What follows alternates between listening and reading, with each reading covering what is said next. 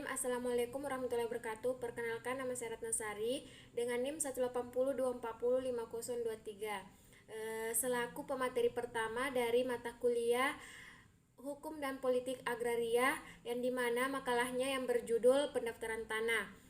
Adapun pemateri yang kedua yakni Saudari Sofia Kristina Mawisu, pemateri ketiga ada Reni, dan pemateri keempat ada Iga Mawarni, serta pemateri terakhir ada Saudara Jody Verniawan. Baiklah, langsung saja. Sesuai dengan pasal 1 ayat 1 Peraturan Pemerintah Nomor 24 Tahun 1997 tentang pendaftaran tanah menjelaskan bahwa pendaftaran tanah adalah rangkaian kegiatan yang dilakukan oleh pemerintah secara terus-menerus, berkesinambungan dan teratur, meliputi pengumpulan, pengolahan, pembukuan dan penyajian serta pemeliharaan data yuridis dan data fisik dalam bentuk peta dan daftar mengenai bidang-bidang tanah dan satuan-satuan rumah susun, termasuk pemberian sertifikat sebagai surat tanda bukti haknya bagi bidang tanah yang sudah ada haknya dan hak milik atas satuan rumah susun serta hak-hak tertentu yang membebaninya. Nah, yang kedua itu ada tujuan pendaftaran tanah. Nah, tujuan pendaftaran tanah diatur dalam Peraturan Pemerintah Nomor 24 Tahun 1997 Pasal 3 bahwa pendaftaran tanah mempunyai tujuan yang pertama itu untuk memberikan kepastian hukum dan perlindungan hukum kepada pemegang hak atas suatu bidang tanah. Selain itu, satuan rumah susun dan hak-hak lain yang terdaftar agar dengan mudah dapat membuktikan dirinya sebagai pemegang hak yang bersangkutan. Nah, yang kedua itu untuk menyediakan informasi kepada pihak-pihak yang berkepentingan, termasuk pemerintah, agar dengan mudah dapat memperoleh data yang diperlukan dalam mengadakan perbuatan hukum mengenai bidang-bidang tanah dan satuan-satuan rumah susun yang sudah terdaftar. Adapun tujuan yang ketiga itu untuk terselenggaranya tertib administrasi pertanahan. Tetapi penjelasan tentang tujuan pendaftaran tanah yang termuat dalam Peraturan Pemerintah Nomor 24 Tahun 1997 Pasal 3 tersebut juga diberi penjelasan tentang maksud dari tujuan pendaftaran tanah yang termuat dalam Pasal 4 Peraturan Pemerintah Nomor 24 Tahun 1997. Selanjutnya ada asas-asas pendaftaran tanah. Asas pendaftaran tanah ini ada 5. Yang pertama, asas sederhana, merupakan suatu kegiatan daftar isi tanah untuk dimaksudkan mudah dipahami oleh pihak-pihak yang berkepentingan, terutama tentang hak atas tanah. Sebagaimana tentunya dengan cara sederhana, harus adanya proses pengurusan yang menghemat biaya, waktu, dan prosedurnya, sehingga lebih efektif dalam pelaksanaan pendaftaran tanah.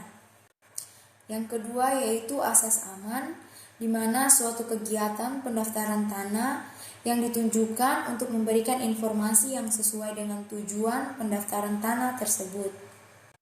Kemudian yang ketiga yaitu asas terjangkau, di mana tujuan dari kegiatan pendaftaran tanah juga diperuntukkan bagi kebutuhan masyarakat dengan golongan ekonomi lemah, sehingga dalam proses pendaftaran tanah dapat dijangkau dengan pembebanan biaya yang efisien atau pendaftaran tanah. Yang keempat yaitu asas mutakhir, di mana kegiatan pendaftaran tanah diperlukan pemeliharaan data yang berkelanjutan dan berkesinambungan. Hal ini dibuktikan apabila adanya perubahan, maka harus disesuaikan dengan pencatatan perubahan-perubahan data terakhir yang terjadi di kemudian hari nanti.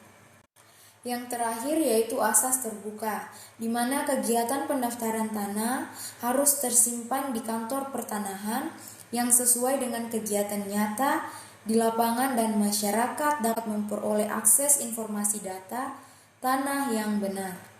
Selanjutnya, sistem pendaftaran tanah. Yang pertama, sistem pendaftaran tanah secara sistematik. Menurut pasal 1 angka 10 Peraturan Pemerintah Nomor 24 Tahun 1997 bahwa pendaftaran tanah secara sistematik adalah kegiatan pendaftaran tanah untuk pertama kali yang dilakukan secara serentak yang meliputi semua objek pendaftaran tanah yang belum didaftar dalam wilayah atau bagian wilayah suatu desa atau kelurahan.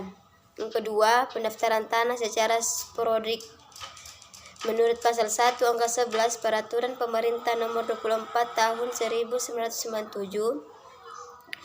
bahwa pendaftaran tanah secara sporadik adalah kegiatan pendaftaran tanah untuk pertama kali mengenai satu atau beberapa objek pendaftaran tanah dalam wilayah atau bagian wilayah suatu desa atau kelurahan secara individual atau massal. Selanjutnya, kegiatan pendaftaran tanah. Yang pertama, prosedur pendaftaran tanah secara sporadik menurut Peraturan Pemerintah Nomor 24 Tahun 1997 adalah: 1. Pendaftaran tanah secara sporadik dilakukan atas permintaan pihak yang berkepentingan. Yang kedua, pembuatan peta data pendaftaran. Yang ketiga, penetapan batas bidang-bidang tanah. Yang keempat, pengukuran dan pemetaan bidang-bidang tanah dan pembuatan peta pendaftaran. Yang kelima, pembuatan daftar tanah. Yang keenam, pembuatan surat ukur. Yang ketujuh, pembuktian hak baru. Yang kedelapan, pembuktian hak lama. Yang kesembilan, pengumuman data yuridis dan hasil. Kesepuluh, pengesahan hasil pengumuman penelitian data fisik dan data yuridis. Yang kesebelas, hak atas tanah, hak pengelolaan tanah wakaf dan hak milik. Selanjutnya, prosedur pendaftaran tanah secara sistematik. Prosedur pendaftaran tanah secara sistematik menurut Peraturan Pemerintah Nomor 24 Tahun 1997 adalah: pertama, adanya suatu rencana kerja. Yang kedua, pembentukan panitia adjudikasi. Yang keempat, peraturan peta dasar pendaftaran. Kegiatan pendaftaran tanah secara sistematik dimulai dengan pembuatan peta dasar pendaftaran. Yang keempat, penetapan badan bidang-bidang tanah. Penetapan batas bidang tanah diupayakan penetapan batas berdasarkan kesepakatan para pihak yang berkepentingan. Yang kelima, pembuatan peta dasar pendaftaran. Yang keenam, pembuatan daftar tanah. Yang ketujuh, pembuatan surat ukur. Yang kedelapan, pengumpulan dan penelitian data yuridis. Yang kesembilan, pengumpulan hasil penelitian data yuridis dan hasil pengukuran. Kesepuluh, pembukuan hak.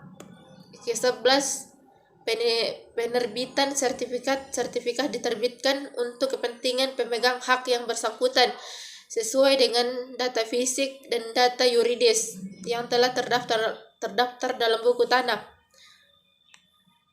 Selanjutnya, pelaksanaan pendaftaran tanah secara sporadik. Pendaftaran tanah diselenggarakan oleh Badan Pertahanan Nasional (BPN). Badan Pertahanan Nasional menurut pasal 1 ayat 1 Peraturan Presiden Nomor 10 Tahun 2006 tentang Badan Pertahanan Nasional adalah lembaga pemerintah non-departemen yang berkedudukan di bawah dan bertanggung jawab kepada Presiden. Pendaftaran tanah secara sporadik, Kepala Kantor Pertahanan Kabupaten Kota dibantu oleh pejabat lain, yaitu: pertama, panitia A. Kedua, pejabat pembuat akta tanah. Ketiga, kepala desa atau kepala kelurahan. Keempat, kepala kecamatan. Adapun materi selanjutnya adalah kekuatan pembuktian sertifikat. Nah, sertifikat sebagai alat pembuktian yang kuat terhadap pendaftaran tanah sebagaimana telah dijelaskan di atas, maka untuk menjamin kepastian hukum bagi pemegang hak atas tanah, menurut peraturan pemerintah bagi pemegang hak atas tanah yang telah didaftarkan akan diberikan sertifikat sebagai alat bukti yang kuat. Hal ini sesuai dengan pasal 4 peraturan pemerintah nomor 24 tahun 1997 yang menyatakan bahwa 1. Untuk memberikan kepastian dan perlindungan hukum sebagai dimaksud dalam pasal 3 huruf A, kepada pemegang hukum yang bersangkutan diberikan sertifikat hak atas tanah. Kemudian yang kedua yaitu untuk melaksanakan fungsi informasi sebagaimana dimaksud dalam pasal 3 huruf B, data fisik dan data yuridis dari bidang tanah dan satuan rumah susun yang sudah terdaftar terbuka untuk umum. Yang ketiga yaitu untuk mencapai tertib administrasi sebagaimana dimaksud dalam pasal 3 huruf C, setiap bidang tanah dan satuan rumah susun termasuk peralihan, pembebanan, dan hapusnya hak atas bidang tanah dan hak milik atas suatu rumah susun wajib didaftar. Nah, adapun objek-objek pendaftaran tanah sebagaimana diatur dalam peraturan pemerintah tahun 24 tahun 9 dalam peraturan pemerintah nomor 24 tahun 1997 adalah 1. Bidang-bidang yang dipunyai dengan hak milik, HGU atau hak guna usaha, HGB atau hak guna bangunan, dan HP atau hak pakai. Kemudian yang kedua adalah tanah hak pengelola. Yang ketiga ada tanah wakaf. Kemudian yang keempat ada hak milik atas satuan rumah susun.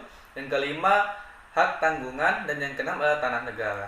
Nah, khusus untuk tanah negara, pendaftarannya dilakukan dengan cara membukukan bidang tanah yang bersangkutan dalam daftar tanah dan tidak diterbitkan sertifikat atasnya.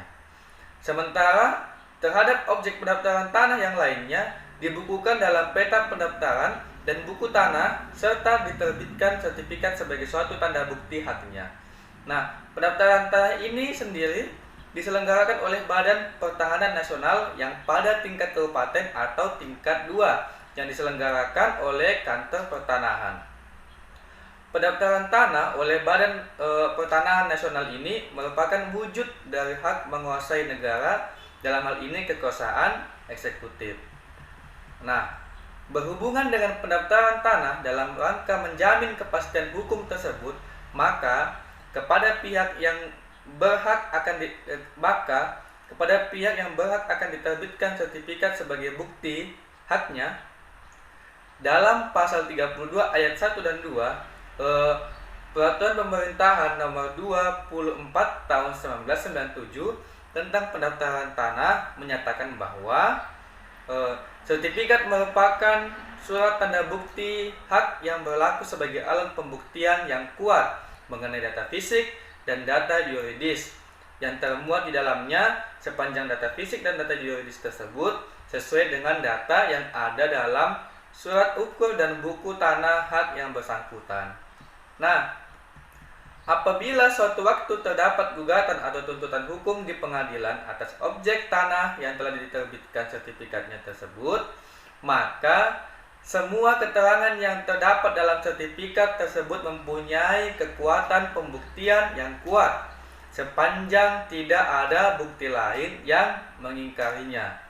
Kemudian dalam menyelesaikan perkara di pengadilan, pembuktian merupakan tindakan yang dilakukan oleh para pihak yang